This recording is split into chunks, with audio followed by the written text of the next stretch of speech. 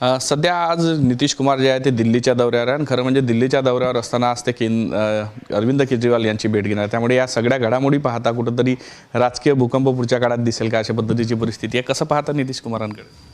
नाही, नितीश कुमारांचा पक्षच मनात तरी बळकवण्याचा प्रयत्न चालला होता. काही भाजपांनी मोहरे नितीश कुमारच्या पक्षात त्यांच्या होते, पण मोहरे मात्र जसं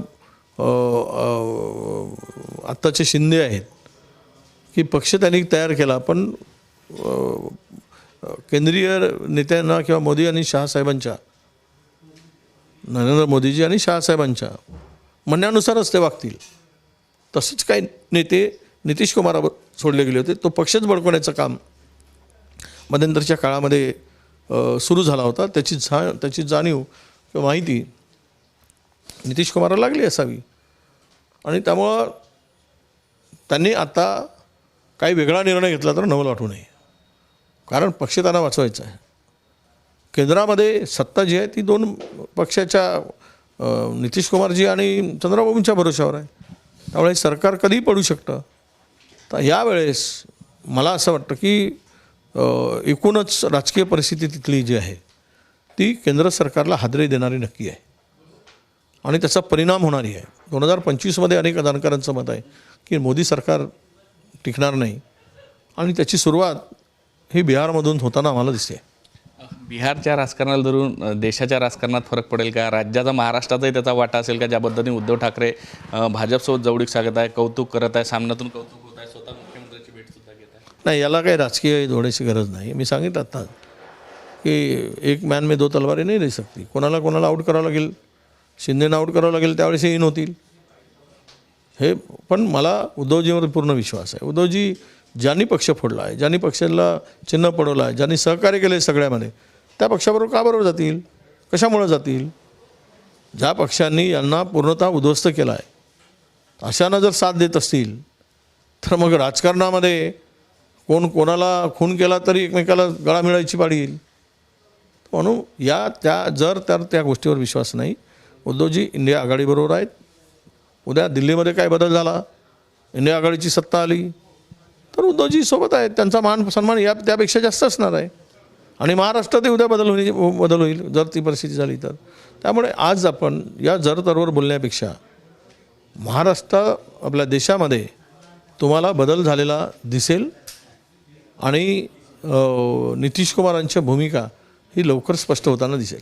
पण कुठंतरी या भूमिकेमुळे देशात बदल होईल आणि काँग्रेस अनेकदा बोलली आहे का हे सरकार 5 वर्ष चालणार नाही केंद्रातलं, तसं वाटतं? 100% 5 वर्ष चालूच शकत नाही. हे दोन्ही काही हिंदुत्ववादी संघटना थोडीच आहेत आणि भाजपला तर हिंदुत्ववादी कुठलाच पक्ष नको आहे. उद्या शिंदेंचा बंदोबस्त करून नक्की त्यांना एकच पक्ष पाहिजे, हिंदुत्ववादी पक्ष. म्हणजे हिंदूंची मतं घ्यायचा, ते भीक मागत राहत आहेत हिंदू, त्यांना देणं घेणं नाही. हिंदुत्वाचा विचार पेरत राहायचा आणि मतं घ्यायची, ते जेवढ्याशीच देणं घेणं आहे भाजपचं. त्यामुळे ते उद्या त्यांना पण म्हणतील त्या मतं तिकडे जाण्यापेक्षा शिवसेना जशी फोडली तशी उद्या हे संपवतील. पण मुळात विषय असा आहे की हे दोन पक्ष जे आहेत हे दोन पक्ष का म्हणून त्यांच्याबरोबर ते काही मुळात हिंदुत्ववादी पक्ष नाहीत, त्या विचाराचे नाहीत, सेक्युलर विचाराचे पक्ष आहेत दोनही. आणि सेक्युलर विचाराच्या पक्षाला बंधनं नाहीत. काही अपरिहार्य कारणामुळे ते होतील, त्यावेळेस सरकारला मदत केली. पण आज उद्या काहीही होऊ शकतं, देशाच्या राजकारणात बदल होऊ शकतो. यात नितीश कुमारजी यांची भूमिका आणि चंद्राबाबूंची भूमिका अत्यंत महत्त्वाची ठरणार आहे. वाल्मिक कराडला अटक झाली आहे, मात्र ती खंडणी प्रकरणात. आता खरं तर संतोष देशमुखांच्या प्रकरणात घुलेला अटक झालेली आहे. कसं पाहता? नाही, पूर्णतः त्या प्रकरणाला सिस्टमॅटिक वळण आणि त्या पद्धतीनं प्लॅनिंग या प्रकरणाचं एकूण दिसते आहे. पहिले कराड येतो, मग घुले येतो, मग कराडांचं स्टेटमेंट, मग घुलेंचं. हे आता सगळे जे काय आता निघाले आहेत, हे इन्व्हेस्टिगेशन ऑफिसर किंवा SIT नेमली गेली, हे प्रामाणिकपणे आणि निपक्षी चौकशी केली तर कराडांच्या आकापर्यंत पुढच्या हे धागेदोरे मिळतील. तर ही चौकशी प्रामाणिकपणे व्हावी. त्यांच्यावर खंडणीचा गुन्हा दाखल झाला आहे, त्यामध्ये 100% सांगतो ही जी सगळी मंडळी आहेत खुनात सहभागी झालेली, अटक केलेली, ही सगळी कराडावरूनची आहेत. अवतीभवती फिरणारी आहेत, त्यांच्या घरात फिरणारी आहेत, त्यांच्या खांद्याला खांदा लावून काम करणारी आहेत. सगळ्या गोष्टीमध्ये त्यांचा सहभाग आहे, जमिनी भडकवण्यामध्ये त्यांचा सहभाग आहे. हे सगळं काही लपून राहिलेलं नाही. त्यामुळे असं होऊच शकत नाही की यांच्या हे त्यात खुनात यांचा सहभाग नाही असं म्हणता येत नाही. हा चौकशीमध्ये निपक्षी चौकशी झाली तर खरं सत्य बाहेर येईल. पण एसआयटीच्या माध्यमातून याकडे दुर्लक्ष होईल असं वाटतं कुठेतरी, की होईल खरंच कारवाई, की त्यापर्यंत धागेदोरे आकापर्यंत जाईल असं म्हणाल?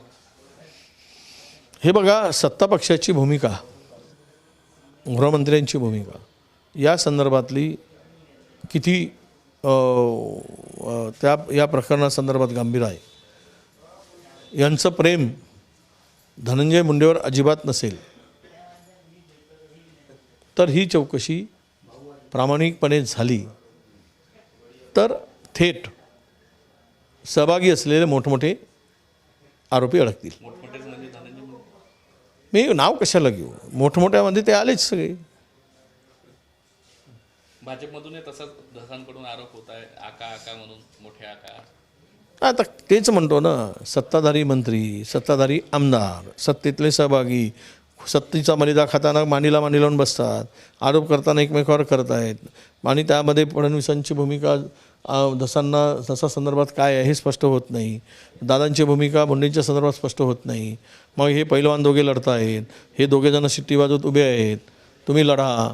मग याच्यातून कोण गेला, एखादी गेला तर त्यांना काही दुसऱ्याला आणता येईल का, दुसरा पैलवान तयार ठेवलेत का, असं काहीतरी शिजत असावं म्हणून तेरी आळीमिळी चुपीचिळी असं सगळं ते चाललेलं आहे असं मला वाटतं.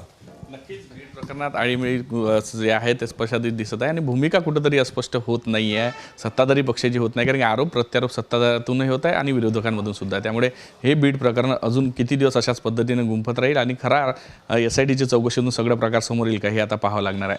व्हिडिओ जर्नलिस्ट सौरभ बोलेसा, पराग डोबडे, साम TV न्यूज, नागपूर. देश विदेशातील प्रत्येक घडामोडींचे लाईव्ह अपडेट मिळवण्यासाठी आता साम टीव्हीच्या सर्व सोशल मीडिया प्लॅटफॉर्मला लाईक, फॉलो आणि सबस्क्राईब करा. तसंच सर्व नोटिफिकेशनसाठी बेल आयकॉन प्रेस करायला विसरू नका.